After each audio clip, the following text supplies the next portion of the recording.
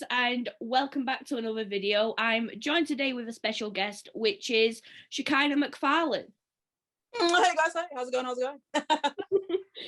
going? So basically, I asked my Instagram followers just to give you a few questions, and then at the end there's just a quick fire round.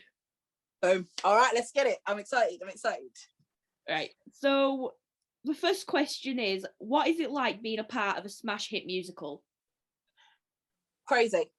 It's crazy because I'm a small town girl. The area that I live in Leicester is like one of them, like those areas that people are like, oh, not much happens, like everyone just stays around here, blah blah blah.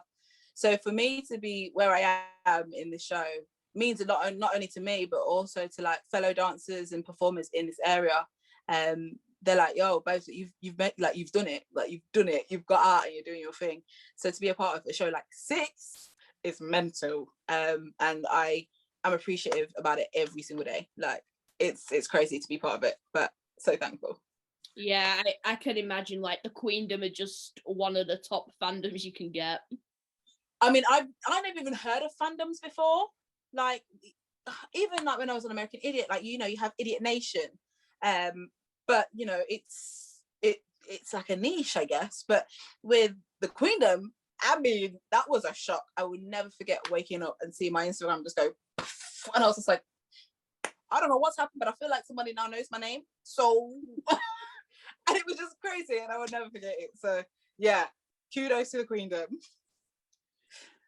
So the next question is, what is your favourite tour location you have visited? Oh, so I have two. I say two, and then I have a special third. So my two would be the Wales Millennium Centre in Cardiff, and anywhere we go in Glasgow. Oh my gosh, anything that I go to in Glasgow, I just love.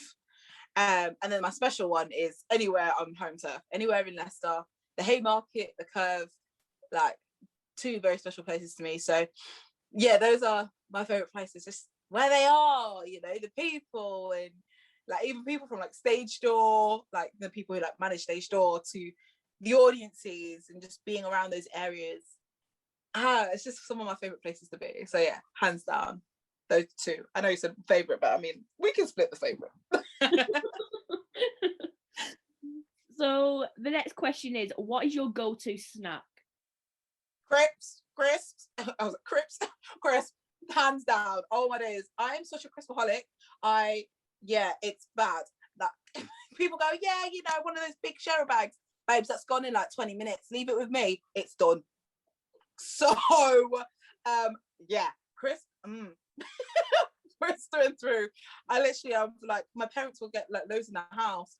Obviously, we're a family of 5 in this house, and it's like, fine. And then I'll get a message from my mum like, where's most of the crisps gone, please? We just bought a new bag.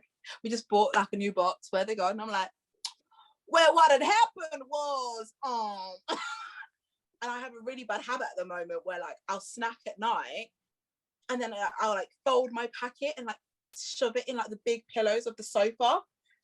I don't know why. Like the bin is right there, and I'll just be like, yeah, I'm watching something. Put it in there for now, and then I'll get a text from my mum in the morning with a picture like, really, another one. So crisps, guys. I am a crisp fiend. Okay, I hold my hands up. I'm a crispy. Okay. Oh god. So the next question is, dream 6 cast that doesn't include past or current queens. Oh, this is hard. Do I have to count myself, or do I exclude myself? Exclude yourself. Okay, good. So I don't know. Okay, I'd love to see Athena as Howard. I'm gonna say Athena Howard because she feisty, y'all. She feisty. I would love to see JJ do Pa. I don't know why I'm working in a nonsensical order. I'd love to see Jodie do Seymour. Something different for her. I think I can actually imagine Jodie doing Seymour, actually. Me and Jodie were actually in for Seymour first. Really? Yeah. And look how things turned out. Oh my gosh, who would I get to play Cleves? Gotta have my homegirl Lex as Cleves, like through and through. She an OG, you know, like you gotta have Lex. Can't be saying anything there. Okay, so I've got Boleyn and Howard. I love Jen's Bobo. I love Jen's Bobo, hands down. Love it, love it, love it. I mean, I love everyone's Bobo, but you know, Jen's my wife, so yeah, she'll probably come for me if she sees this. So yeah, I'm gonna say Jen for Bobo. I gotta have my girl Drew for Arrogant, hands down, because you know, Drew's Drew. Drew is just Drew. So yeah, I mean, I could make so many different versions of the casts. Like I could do an alternate version. I mean, I just think everyone who's been a part of it, past and present, are just there for a reason. Like I'd love to see Christina Modesto do Boleyn, because I've not seen it. Like I had no idea really of the show until I was in for it. So I'd love to see that. I'd love to see how Genesis actually plays Cleves, because I've never seen it either. Yeah, I think that's kind of it. I think if I was to like make me a little mashup. Yeah, getting back on the subject of Lauren Drew, I am really annoyed at will.i.am that he kicked her out of The Voice. So is my little sister. She was fuming. I was like, babe, it's all right. You know, we might end up calling her in for like, you know, vocals on a track. You never know. She went, you better. Oh my days. Honestly, when I watched it and she got voted out, I was like, you effing what? No, it was one of those that I was just like, I also know the opera singer, she's got a friend, she's a friend of a friend of mine as well. So I'm like, there's just talent all around. So I'm like, okay. But honestly, if Drew does not get a record deal within the next year, I don't know why people are sleeping and they need to wake up. And I'm very happy to do the Ice Bucket Challenge on the Reds. Just gonna put that out there. Wake up, y'all. Gotta wake up. Don't sleep on my Drew now. No. So the next question is, what have you been doing since the 6th tour got put on hold? Bit of everything, babe, if I'm honest. A bit of everything. I have a massive interest in things like skincare, so I've been doing courses on skincare at the moment and getting my diplomas and stuff like that, and formulation and all that kind of stuff. Obviously I've got my Shaka squad leveling up one-on-one. Let's get it. Y'all know what it is. I had to do that. I don't know why, it just happened. Shaka squad, I love the squad to pieces, and I'm actually forever thankful and very humbled actually by the whole experience of doing this. And at the moment I've got some really great people coming in and doing classes as well for me, which I never thought I would actually get to, to a point where I can go, hey, can you come teach for me? These, like, the squad are sick. Like, they are just a group of forever pushing themselves, self-development, all about kind of evolving into this new sense of confidence. And that's what the squad was about. It was never really about, okay, and we're going to learn the 5th position and we're going to be really technical. It wasn't about that. Coming from someone who gets pushed around different boxes, like, people will go, oh, 1 minute, oh, Shaka's this and Shaka's that. And I'm like, sometimes I just want to dance. Sometimes we just want to dance. And that's what the Shaka squad was all about. And I'm very happy that that's kind of like transcended. And anyone who's been a part of the squad, whether they've stayed with me this whole time or they've just come for a bit and gone and come back, they've all just kind of grown into beautiful versions of themselves. So I'm like, I just love sitting back and watch. I get like proud mummy teacher syndrome. I'm like, you go, baby, you go. Like, yes, you go. Like, I just get like that. So yeah, the squads, just trying to keep up with things. I've been collaborating with new artists, music-wise, getting in the studio a little bit more when I can, working with new producers. I'm working on a new project at the moment that I can't really speak on too much, but the cast is insane. Yeah, it's going to be, there's a few things in the pipeline and I'm really excited. Basically, I just stayed as busy as I could to keep moving. And working out at the moment. I say working out, I prefer lifting. I ain't a runner, don't like running, hate it, don't want to do it, not gonna happen. So I'd rather just lift weights and have a good time, get strong with my brother, who was at the one point like one of the top 100, I don't know, under 21s in powerlifting or whatever. So he trains me, I hate it, but it's fine.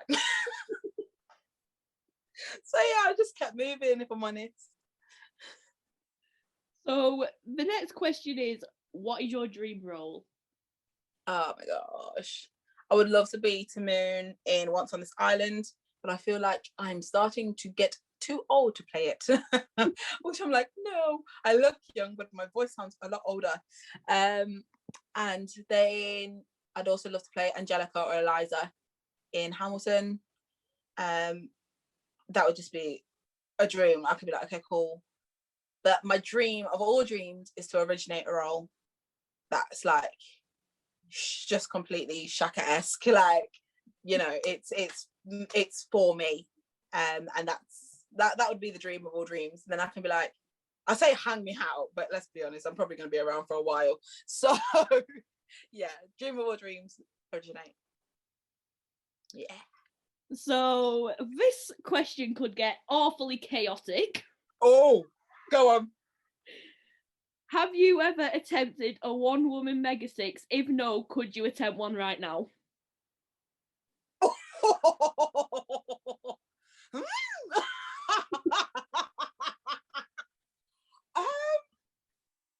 Let's have a look. You know what? I'll give it a bash. Hold on. Right, Ebony. Where's my little sister? I need my speaker because it's not going to be loud enough.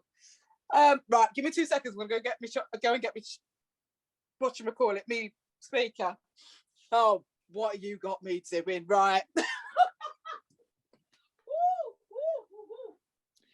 So guys, you have got your wish. Shaka will be doing a one-woman Mega Six for you right on this channel. So yeah, this is gonna be fun. What are the words? Oh, dearie me. Okay. Right. Because y'all know I have to do it with some sort of track, because this is gonna be interesting as anything. Well, let me find the good old YouTube. I am doing the disclaimer right now. I have not sung properly yet this morning. Nobody come for me. Oh, dear me. Okay. Mega Six. Woo, okay. Yep, Mega Six karaoke. Let's see what I've got going on. Right. Woo. Right, can you hear that? Oh, this is gonna be. I've not attempted this at all, and I'm sat down. All the chat. We've done all the chat stuff.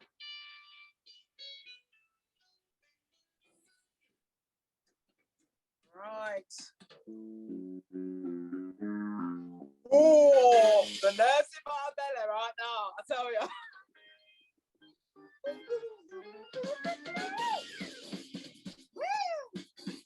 Right. Here we go. Hey!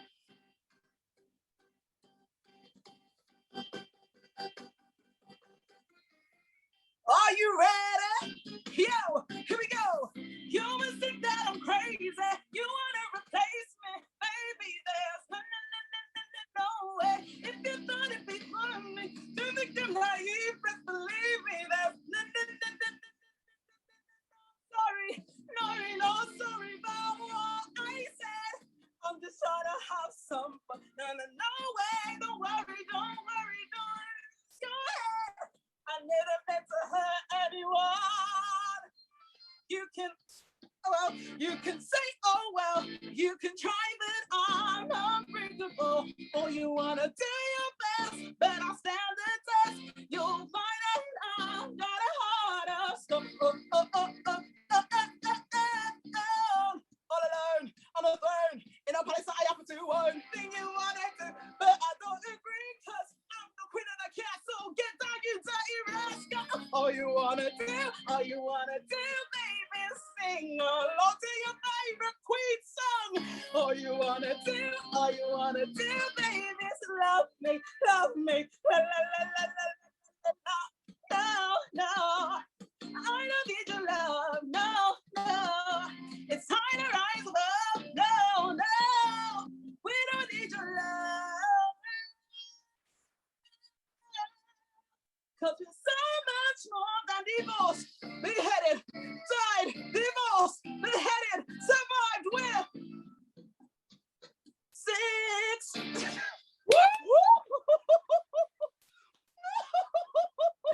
Oh, I got an absolute sweat on. Oh, dearie me. I bet the Queendom's going to be happy to see that.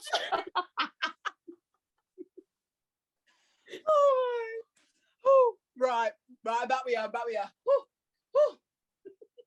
There you go, everyone. Don't say I don't do nothing for you. I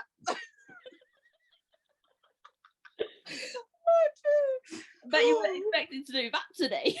No, but it's all good. You know, I'm ready. I'm hyped now. You got me even. You put me up, man. You put me up. Don't worry, I won't make you do the whole of Get Down. Thank you. Because I can't lie. I struggle to remember the words. I was teaching it the other day, and I was like, "So we do. The words are." I was like, "Hold on, I'm gonna have to play the track." It happens. So get me back on stage, please. Thank you. Get them back in my head. Oh dear. So getting back into the normal questions now. Of course. What is your opinion on stunt casting? Stunt casting. I have a love-hate relationship with stunt casting because I've seen people be the alternates or covers for stunt casting, who technically I think should have played the roles. But theatre politics, I'm going to say, because we all know stunt casting is done, obviously, to get bums on seats. That's kind of like the gist of it, really. They're going, okay, cool, we'll get a name in. I know there are some names out there who are incredible, who I'm like, by all means, put them in it. Like, I mean, I wouldn't break my bank because, you know, we've got to be smart with money. But, you know, I would happily try and afford a ticket. My only problem with stunt casting is when it is solely for bums on seats rather than balancing it out with the rest of the talent of a company.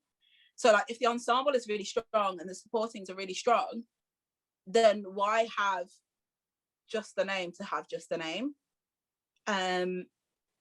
So yeah, like, I understand it, and I understand why companies and producers do it, but there are also so many people who are spending, I don't know how much money on training to get to that level. Like, everybody who trains, I say everybody wants to have that moment on stage where they're like, I'm here, and I'm here for the level that I'm here for. You know, there are some people who are absolutely sensational, and who I'm like, why are you not a lead? And I'm going to use Jen Colwell as a big example here. I am waiting for someone to cast her as a lead. It was the same with my girl Natalie Green. When she got to go on for her West End debut in one of the leads, I said, come on, that's what I'm talking about. I think some people are just sleeping on the fact that there is so much talent out there. So now with all the grads coming out as well, I'm like, yo, give them a chance to be seen. Like, there is space in the industry. It's just finding the right spaces. So when it's necessary, fine, I understand. But give a show a chance. Give a show a chance to highlight someone that people don't really know. I do that with my classes. I bring people in, and sometimes some people don't even understand. Like, I say they don't understand it. It's the fact that I started out as an underdog. Like, hands on heart. Like, I remember when I first got my name mentioned in a review, and I was just like, I'm just one little me. I'm an underdog. I'm seen as an underdog. I don't sound musical theatre. I don't really act musical theatre in the sense of I'm not stagey at all. Sorry, guys. Not stagey at all. So I love it when I see, and I love the fact that at the moment, even with the squad, I can bring people in who people don't know, but are some of the best people in the field that I've had a chance to work with. And that's what I love to share. So stunt casting, I wish we didn't have to do it, but I understand that. I understand why. For my long-winded answer. For my short answer. But yeah, that's my thought on it. So the next question is, what has been your favourite role that you have played? Oh, I always split this question. So I have my favourite part I've sung and favourite part that I've danced. So like favorite part that I've ever sung would probably be Mrs. Walker in Tommy. I was working alongside a wonderful actress called Donna. She's deaf, and so she played Mrs. Walker and I sung Mrs. Walker, and it was really great doing Smash the Mirror. Herself and I face to face, like doing this one power ballad that is meant to be a solo, but we found a way to make it a duet. And just working together alongside the guy who's played Tommy, who was also deaf as well. So we were kind of just had this beautiful kind of thing going on. So hands down, favorite part I've ever sung. And I got to sing with Alan Jada, who, if you haven't heard of his voice, oh my gosh, his voice is like, his voice and my voice together is like butter on toast. Like, you know, that the good butter when it's like seeping in and it's like, oh yeah, that kind of butter. Me and Alan's voice, beautiful. Also Glenn Addison, love singing alongside Glenn Addison, so both of them. And favorite part of dance would have to be Alicia in American Idiot. Before American Idiot, I was this close to leaving the industry completely. So I kind of went into that audition like, you know what, if I'm meant to have this job, it will be for me. Like, let me just put my best in space. And I'd worked with Raki beforehand, who's a choreographer. I worked with Raki beforehand on Susical, and it was nice for her to be in that room and then almost show like, I've grown. I'm not that 18, 19-year-old girl who graduated all those years ago. I've grown. And it wasn't even to just show her, but to myself as well in the space. And I remember dancing and I was just like, yes, yes. And me with my eyes, spatial awareness, sometimes a bit difficult if it's a packed room. So I'm like, right, focus, Shekinah, let your eyes just try and focus. If they don't focus, style it out. That's the plan. Always the plan. So for anyone who's visually impaired, I get it. And it was just one of those, I remember getting on stage for that first opening night. I mean, the girls come on halfway through like the title number, American Idiot. And it was just like, boom, boom, boom, boom. The strength of the female ensemble and the boys, can't count them out either. Both sides of the ensemble was so, I'd never been around so many people who'd made me feel like, girl, you can dance. For ages, I've been like, oh, I'm just a mover. I'm a strong mover. I can whack out a pirouette if somebody else may. I can do a lovely little kick if it's necessary. But I was on that job and I was like, I felt fit. I felt sexy. I felt so strong in my movement. Even when I busted both my ankles, I was still giving full out every night until Jen and Laura, who was our dance captain, was like, take the night off, behave, sit down, put your feet up. Like, I just loved to dance. It made me fall in love with dance again. So those two jobs. Sorry, my answers are really long-winded. I'm such a chatterbox. Sorry. Don't worry about it. So the next question is, if you could meet Anne of Cleves, what would you say to her? Where the party at? Simple. Where the party at? Done. That's it. I know where we're going. Where we getting? What you wearing, sis? Let's go. Done. Where the party at?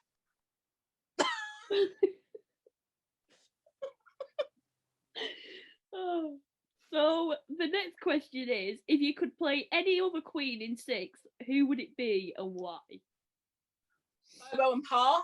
Bobo, because I'd love to do Berlin with my accent. I mean, Maddie's very close to me in terms of geographically. So just to push my legs to accent even further, there we go. Then that would be really cool. And Pa, just because people don't get to hear me sing like that very often. Kind of like the sweet ballad rather than the absolute rock thrash soul ballad. So those would be the two. So the next question is, what was it like going from the West End production of Six to the tour production? Nerve-wracking. And I've said this to the girls as well. It was nerve-wracking because I was, trying to form bonds with the girls in the West End. So obviously when we're on stage, we're lit, everything's fire.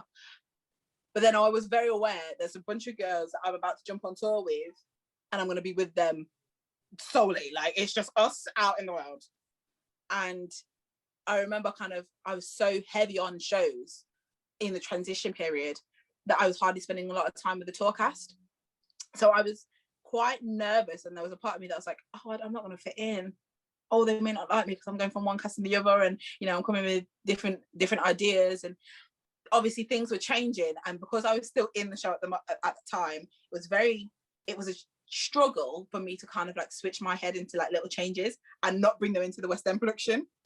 And that was my biggest struggle, because like, not like I'd thrash out, but I'd literally like, my face would get into concentration mode where I get so frustrated, not at anyone else, but more at myself. And I'd be like, but you know, I still have to be, I'm part of this unit here on tour.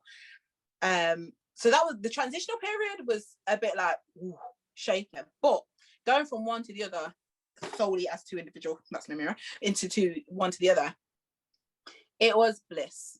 Both bunch of women are absolute dreams.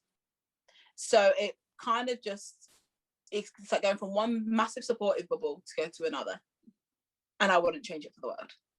So great. So the next question is, what do you think would happen if Henry was a part of the show? Oh, well, we have. I really hope we wouldn't have to give Henry a song. I hope he just sits there and listens. Yeah. You know, with those moments where you're just like, you need to sit down and listen, and you ain't got nothing. Don't say nothing. Keep your mouth shut. That. So we can sit there. Don't want to hear a word from him now. Yep. That's my piece on that.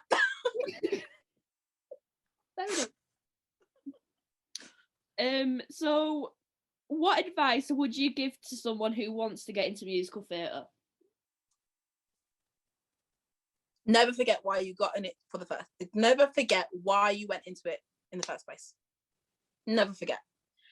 You know, I feel like we go on journeys with it, and you know, with the yeses and the nos, and the tired bodies and the tired voices, but then the strong, really moments, like you have to celebrate every single win, whether it's small or big. And then for those times when you're like, oh, I just want to give up, I want to give up. I've been there.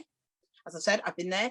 And the things that kind of bring you back is going, but why am I here in the first place? Why did I come into this industry? What do I get as a person? Not just as a performer, but as a person. Do you grow from it? What do you get to share something? What are you putting out there of yourself that you are so comfortable with to share and be around other people that are like-minded, and for it to be received? Like, forget reviews and critics. Like, everyone always got to have an opinion, and sometimes their opinion isn't it. So it's kind of like, you know, people have bashed me. Like, when I first came, I say bash me, I think bash is probably too harsh, but people have said they don't really like me too much, which is fine. Everyone has their own opinion. And that was me coming straight out of drama school into my second job, and there was like, great, she can belt and she sounds nice, but can't understand the things she's saying. That's also because I'm from Leicester, and at that time I was still working around trying to, you know, speak with theatrical English. That's what I call it, when people say, you know, speak nicely. It doesn't really happen with me most of the time, and now I've been home, I speak very fast. So also, I apologise if everyone's like, kind of, what on earth are you saying?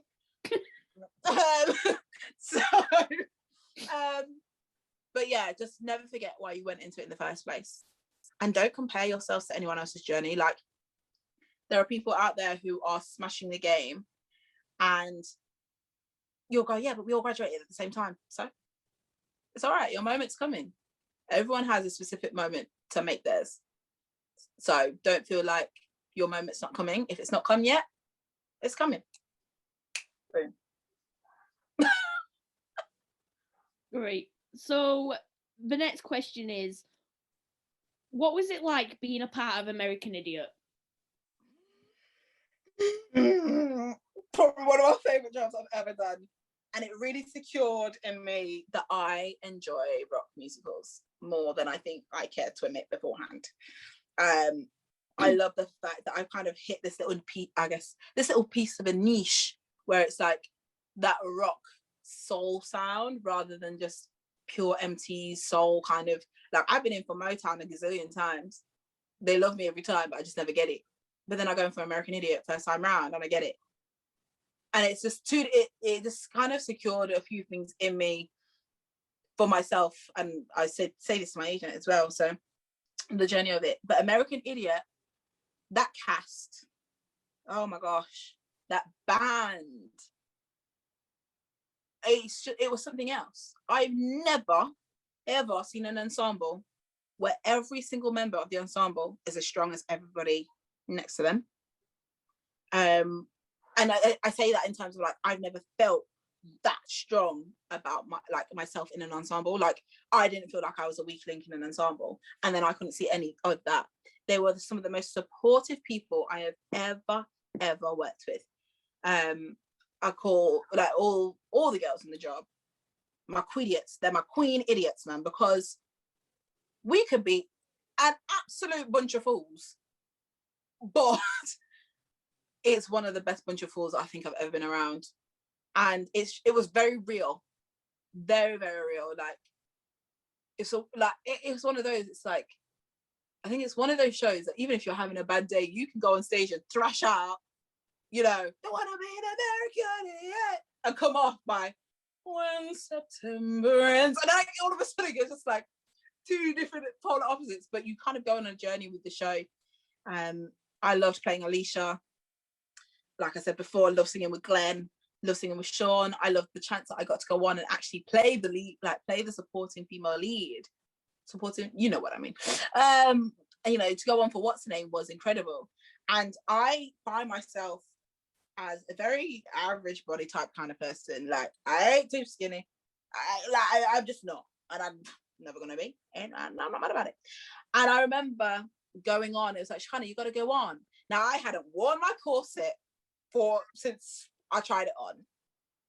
So, and also I was covering Sam Lavery, who is an amazing girl, love her to pieces, but she's also a lot tinier than I am. And, you know, we have to take off our corset on stage and be there in tights and our bras. And I was like, yeah, cool. It's been a moment, guys. It's been a moment. Don't know if the corset's going to fit. Am I going to be able to get it back on? Got to then wriggle me bum right to that leather skirt. Is that going to happen on stage in the right timing? Is it? Don't know, because I got thrown on stage. And it was one of those moments where I actually just had to believe in myself as a performer, but not only as a performer, but as a woman on stage, being a side of representation in that sense. And I loved it because my company manager, she was just like, you know what? It's lovely to see a nice woman on stage. Yeah, you go on, Tony, you go out there. And I was just like, I will. So yeah, American Idiot taught me a lot. It taught me a lot. And I gained a lot more of my body positivity and my trust in myself as a performer from that job. So that job was like a level up for me. So the next question is, what is the most embarrassing thing to ever happen to you on stage? Dropping. I dropped so far. All I caught was air and dust. I would never forget it. Wolverhampton, great. Just before all this madness with the world kicked off. Going at the end, like doing the get down, as I'm going like up my stairs to the throne at the end of Get Down. And I'm like, usually I just like leap up onto the platform. Babes, when I tell you, I leaped, there was no step. I just kept falling to the ground. And I just remember the girls, obviously their faces go away from me and they've got their in-ears in. I'm still trying to sing and I'm on the floor like, like I looked like a beetle trying to get back on its own feet, trying to scramble. All the girls could hear in their in-ears like I'm falling down the stairs trying to sing. I was like, right, how can I save this? Because everyone's seen me drop now. You can't just drop and just stay there. So whack out a fan kick, stand up. I know wet to myself. The girls were looking at me like, all trying to stand still. I was just like, this is not right. I felt so embarrassed, but also felt like I came back with an absolute comeback. So that's got to be the one. That's got to be the one. And the first time, I didn't hurt myself. It's just everyone thanks. I did it.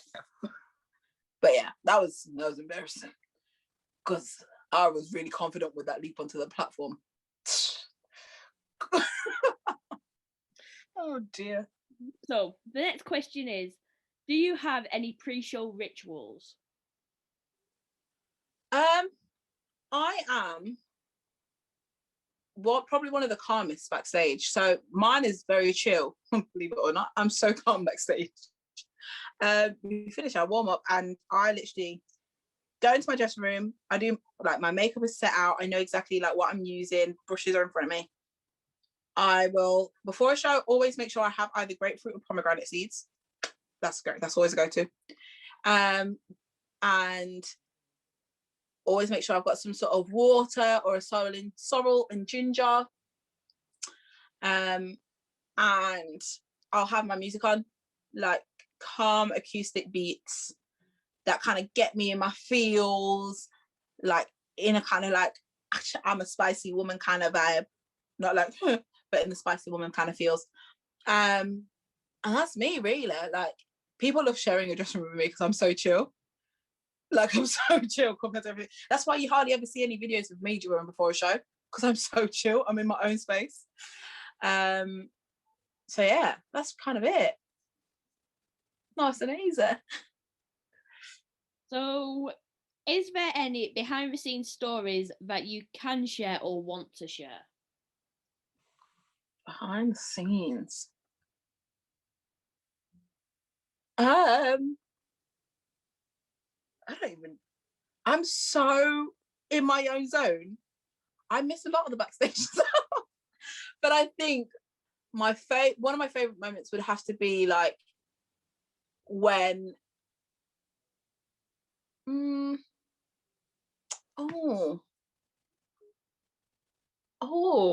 don't even know. This is like a really soppy moment because I love my girls to pieces. But we were at Manchester, and it's the first time my eyes had ever gone on a show for a while. So they had to do a show stop because they had to bring Cassie on. And I remember kind of being sat in the wing, and I love my girls' faces. And one of my favorite moments backstage is they, like, one by one, was like, "You okay, baby girl? What's wrong? Are you okay? Is there anything we can do?" Like, there's just something in that for me that will always be special. And I think also, I say backstage, it was more like during rehearsals, behind the scenes kind of thing, would be when we were told that we weren't going to open, and we were in the rehearsal room above the town cast who had just got told that they were going to go ahead. And it was one of those bittersweet moments, but the beauty in that moment was we spoke as a group, and as we were speaking, I'm a very spiritual person, so something in me was like, we need to sing as a group. I don't know what, but we just need to sing as a group. And everyone went on a break. You know, there were tears. We were upset. Like, we were upset. We didn't get to open. Then everyone started coming back in. I said, girls, just repeat after me a moment. And we sang a gospel song that I absolutely love. Switched the words around a bit to make it relevant to what was going on to us at that moment. And it was one of the best moments I've ever had with my girls. Hands down. Like, I adore my girls to pieces, and we needed that moment, and that meant the world. Yeah. Getting a little supper, me, my emotional self. Christ alive. So the final question is, how do you feel now that Boris has finally mentioned theatres and that they can reopen in May? Boris, honestly, right. If he changes his mind, I'm gonna be fuming. I'm gonna have words, because this is not. It cannot. No, no, no. Like, Boris. Oh my. I am so relieved that we have a day that, you know, we could possibly open when everything starts to reopen, and when things are supposedly meant to be more, you know, safer, and, you know, restrictions can relax a little bit. But oh my days, if he changes his mind, if I start rehearsals and he goes, actually, Britain, I'm gonna be like, so. Yeah. I'm ecstatic. I can't wait to be back with my girls. Be back with the crew, be back with the ladies in waiting. Can't wait. Great. So that comes to the end of them questions. We now have a quick fire round. Yeah. Sorry, don't know what that was.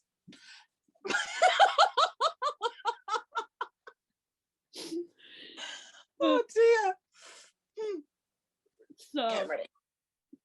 the first one, favorite musical. Well, that's not easy. Favorite musical.